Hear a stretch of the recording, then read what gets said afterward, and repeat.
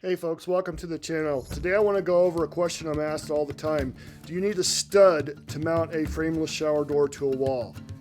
Let's get into it. Coming through. So, you say there's 180 pounds of water. The door's just under 100 pounds itself. 2 hinges, no studs.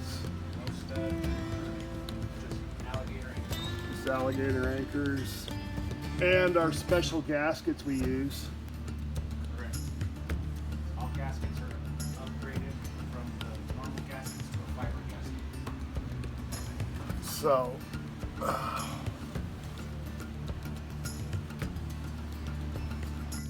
So we added another 2 buckets of water, which put that weight well over 200 pounds, and it stayed there for a total of 4 months, and it never failed. The door would open and close as normal.